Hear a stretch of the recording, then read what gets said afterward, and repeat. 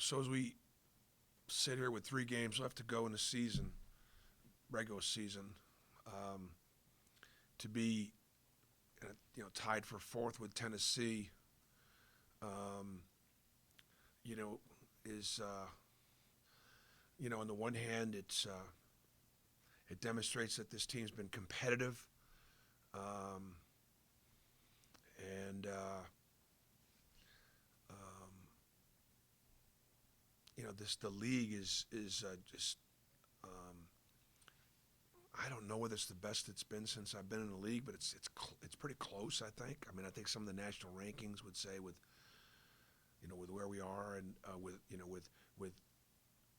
Alabama and Tennessee being so highly ranked all year, and then Texas A&M playing so well in conference play, and then some of the middle of the league teams like Vanderbilt or Mississippi State or Missouri, Florida being better than what they thought people were going to be, and then Arkansas could wind up doing what they've done every year, and that's like being an Elite Eight team with their talent. So here we are, kind of in the thick of it. At the same time, we look at our schedule and we've got to go to Kentucky and got to go to Tennessee. Actually, we go to Alabama and then finish up with Tennessee at home. So we got a tough road to hoe. The Kentucky's a great rebounding team. It'll be a great matchup between Janai Broom and Sheway. Wendell. I don't know whether it be Cason Wallace, who's a McDonald's All-American and probably on the draft boards in a top 15 picks. I haven't looked at it lately, but I think he's probably right up there. That's quite a matchup.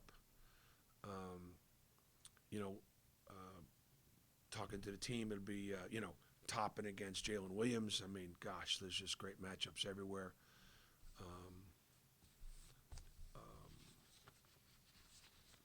Allen against Livingston. I mean, it's good. So, questions? Mark, Oscar was hurt earlier in the year, but it looks like he's really back on his game now. Is that what you see on video? Yeah, he's back. He is. He's a handful. Best rebounder in college basketball. He made I think 7 15-foot jump shots last night against Florida. He's shooting the ball well. Returning National Player of the Year. So yeah, Kentucky's playing better. They've won 3 straight at Mississippi State, beating Tennessee at home, and then winning at Florida. So they're playing well. Seems like we bumped into a few teams like that, doesn't it? I noticed that. Yeah. Bruce, Janai yesterday had 3 assists, but even when he was in double in the post, he's hitting those open guys. What have you seen from him as a passer recently? He recently, I mean, obviously in that game, he passed it really well. The Vanderbilt game, he hadn't. There have been a few games where he hadn't. But we actually, and not only do you have 3 assists, we knocked down a couple of 3 balls out of some inside out. And so that was very encouraging to see. He's a really good passer. But we've not done a great job with his inside out offense, not just because he's not a great passer, but the movement or getting other guys open. But that helped us significantly last night.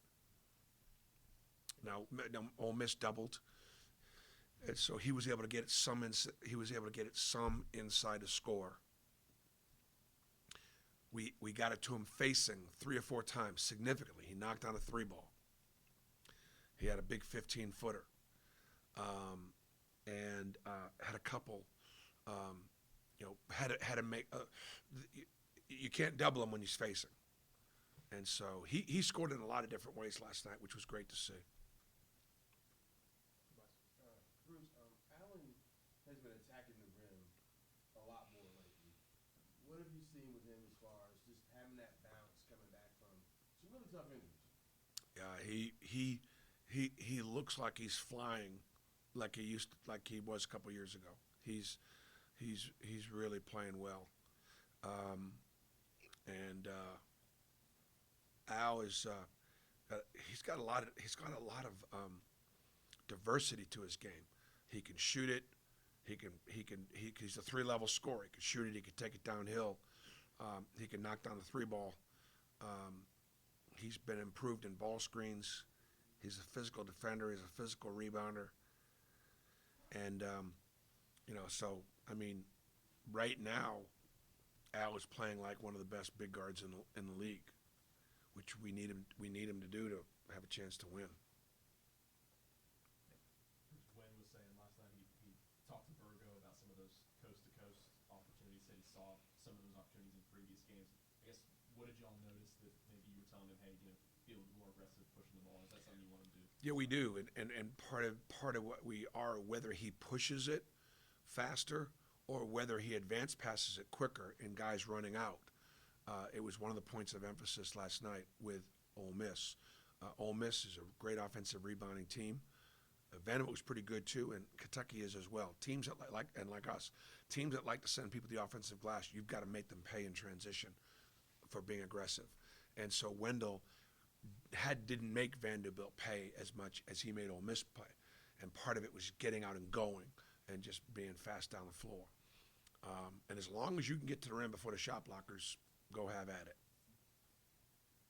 It's when they're back, and then you go take it into all that traffic. That's when it gets thrown. You're on the ground, and they're down the other end scoring.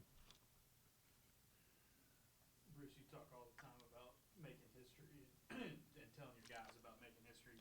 The fact that Auburn's only won twice at Rupp, it's been 35 years since it's happened. Is that something you tell the guys and put that out in front of them? Yeah, absolutely. We talk about the fact that we haven't won there in 35 years, but I'll also remind them we've beaten them 4 of the last 6. So I want them to have the confidence that, from a standpoint, we respect Kentucky, respect their history, and I'm very proud that we've been competitive with Kentucky. That's what you got to do, and you're in the SEC. It's like you're playing football in the SEC. You got to be competitive with Auburn and with Alabama and with Georgia. The best teams in the SEC are those 3 teams, and in basketball, you got to be competitive with Kentucky. Take one. You're gonna have a lot of guys who've never played in Rupp. Do you talk to them about the arena itself and just kind of the significance of it? I mean, I'm not going to go Hoosiers on them, and we're not going to measure the rim. We're not going to measure 15 feet. I'm not going there. But we do talk about the fact that look, it's a big building. Their fans are loud, and it's a place that really appreciates great basketball. Take one last one here. Going off of what Henry said earlier about going inside out, you guys have had a few games here recently, like last night, where 3-point shooting's been up, especially when y'all get to kind of kick out. Has that been kind of a focal point for y'all to be, knowing that getting to the inside can create so much? There are some real statistics and real analytics out there that when we get a paint touch before we take a 3, or even 2 paint touches before we get a 3, our percentages are way up. So inside out 3 balls are the best 3 balls, if you can get them. Thank you. Guys,